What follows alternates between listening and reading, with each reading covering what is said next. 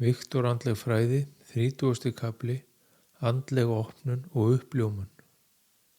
Hver sá sem leggur sig fram og staðfastur í gegnum hið andlega opnunarferli, hver sá sem lætur ekki hindranir og fyrirstöður á hinu andlega vegi stöðva sig, mun að lokum ná fullri andlegri opnun sem oft kölluð uppljómun. Margir munu heltast úr lestinni í þessu ferli og slá opnun sinni á frest á meðan aðrir eru staðfastir og ganga alla leið. Þetta allt undir hverjum og einum komið, hversu tilbúin hver og einn er.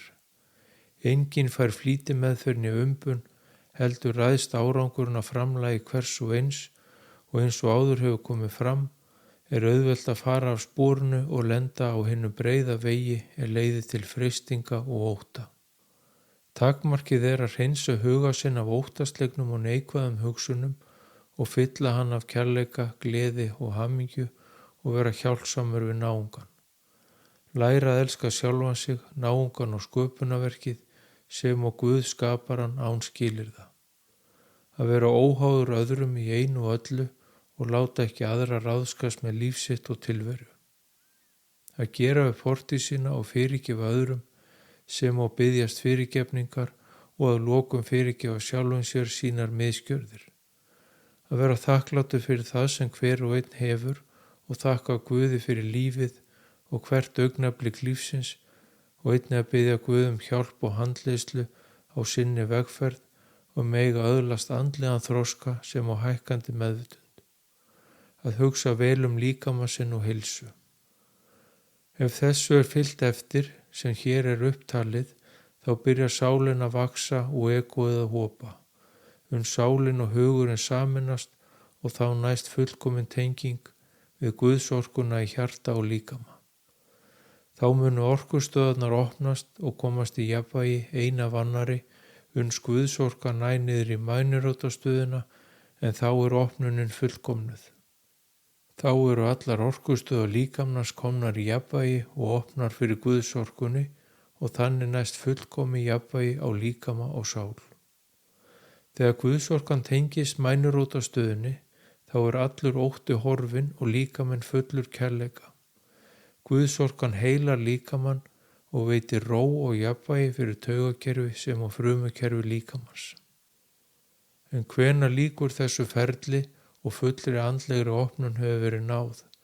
Hvenær hefur viðkomandi öðlast fulla uppljómun?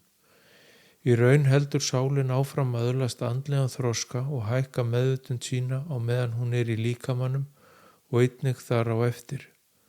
Þroskaferli heldur áfram sálin saminast Guðsorkunni aftur og lýkur þar með þroskaferli sínu.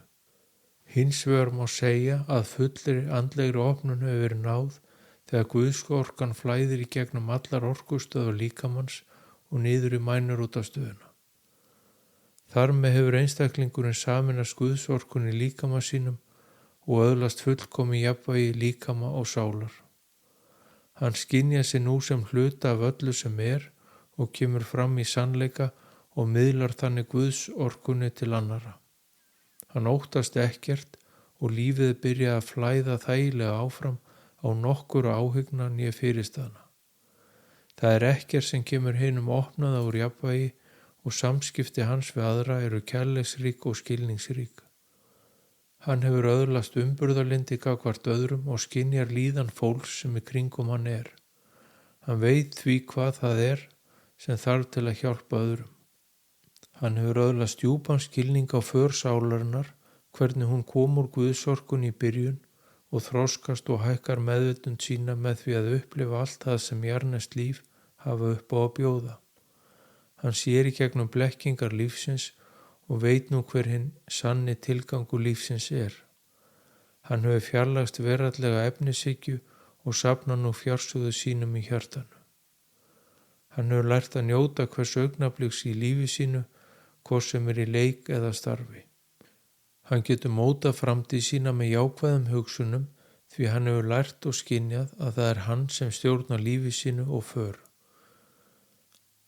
Þannig getur hann tekið þá stefnu sem hann óskar sér í lífinu og látið drauma sína rætast. Hann hefur öðlast nægjusemi og þakklátur fyrir hluti sem áður voru sjálfsagðir. Heilsuna, húsaskjólið, fæðið og klæðin. Hann skynjar að allt þetta eru Guðs gjafir sem öllum hlotnast ekki við að búa við. Hann sér í gegnum blekkingar ráðamanna sem skara eld að eigin köku og þeirra ríku sem huga minna að almennum borgunum landa sinna. Hann hefur lært að draga sig út úr dægurmálum og ágreiningi manna á meðal.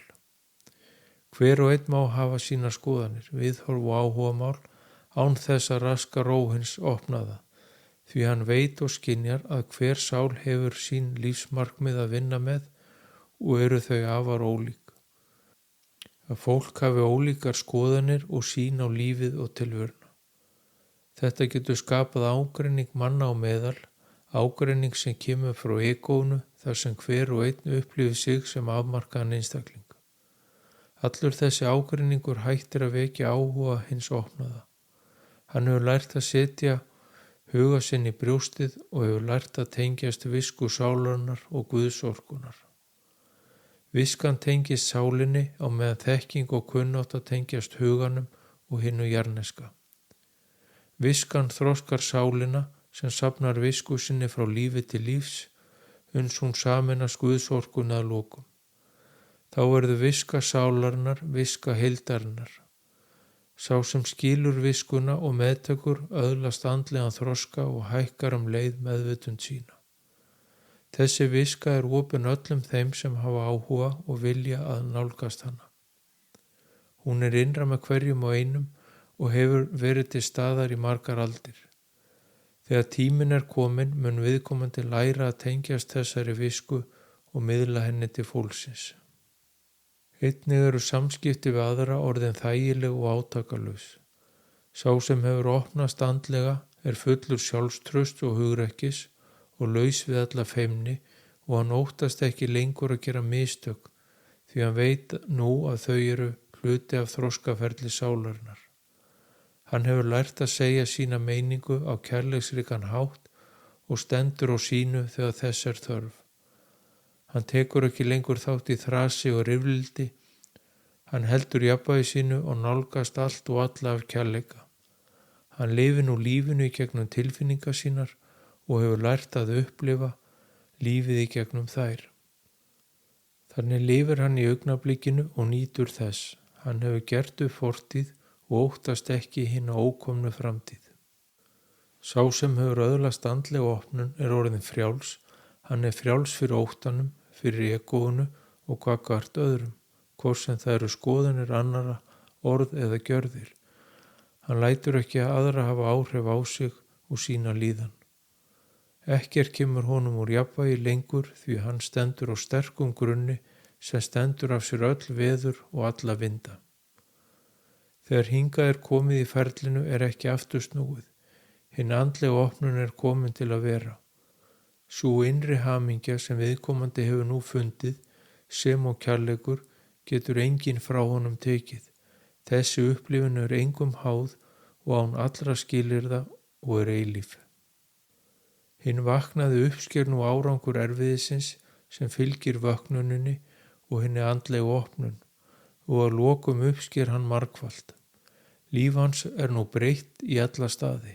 Viðhorfin hafa breyst og öll nálgun til lífsins orðin á annan veg. Vinahópurinn hefur breyst og gamlar lífsvenjur vikið fyrir nýjum. Allt þetta gerist ómeðvitað því innri hugsun og viðhorf breytast í hægum skrefum og það sem vakti áhuga fyrir opnun er horfið og annað komið inn. Nú sem áallt er mikilvægt að leyfa hlutunum að flæða á eðlilegan hátt án þess að þvinga neitt fram og í gegn. Nú lifir hinn vaknaði í gegnum tilfinningar sínar án þess að hugurinn sé að greina allt sem framfer í lífinu. Þannig er hægt að upplifa lífið og njóta þess sem framfer án þess þó að hafa miklar skoðanir sem oft á tíðum gera lítið annað en að flækja hlutina. Hver og einn er á sinni vegferð og hefur sín viðhorf og skoðanir og upplifir lífið á sinn hátt. Hver og einn hefur sinn tíma og mun vakna þegar hans tími er kominn. Enginn getur vakið annan sé hann ekki tilbúin til þess. Sálin veit hvenær tíminn er kominn og mun kalla fram og hefja ferlið þegar hún er tilbúin. Samt sem áður mun sá sem er andlega opinn hafa jákvæð og góra áhrif á aðra hvar sem þeir eru staddir á sinni vegferð. Smám saman hækkar meðvitund fólksins sem að lokum leiðir til andlegrar vakningar og dropinn holar steininn í hægum skrefum. Allt slíkt skal gert án þess að þvinga viðkomandi heldur leyfa hlutunum að flæða á eðlilegan hátt. Sá sem er tilbúin mun leita að þeim sem getur leiðbeint og hjálpað við opnunina og þegar hann birtist hinu vaknaða og hann byrjar að spyrja spurninga, þá er hægt að leiðbeina og miðla af eigin reynslu frá sinni eigin opnun. Einnig mun hinn opnaði miðla frá visku sálarinnar og leiðbeina þeim nývaknaða með þeim. Auðvelt er fyrir hvern þann sem er andlega vaknaður og opinn að finna og skynja hver er tilbúin og hver ekki. Hann finnur og skynjar hvar hver og einn er í ferlinu með því að hlusta á orð hans, því þau lýsa hinum innra manni í einu og öllu. Auðvelt er fyrir hinn opnað að skynja hvort það sé sálin eða egóð sem er að tjá sig þegar talað er. Þetta mun verða hinum opnaða augljóst og þannig getur hann hjálpa hverjum þeim sem eftir því sækist. Einnig mun hann lina þjáningar þeirra sem ekki eru tilbúnir með orðum sínum, hugsunum og gjörðum. Hann getur nú miðla Guðsorkunni til annara í gegnum hendur sínar með orðum sínum og með fyrirbænum. Þannig er hægt að hjálpa öðrum hvar svo sem þeir eru staddir á sinni vegferð. Allir og allar sálir eru hluti af einingu alls sem er og því má enginn verða út undan og vera skilinn eftir hjálparlaus í myrkri sínu og þjáningum. Það er mikilvægt að hinn opnaði hjálpi öðrum á þeirra vegferð og mun það gerast að sjálfum sér því löngunin til að hjálpa öðrum verður sterk í brjósti hins vaknaða. Þetta gerist þá nánast ómeðvitað og án allra þvingana. Guð skapari minn, gefðu mér styrk, getu og hugrekki til að láta gott að mér leiða.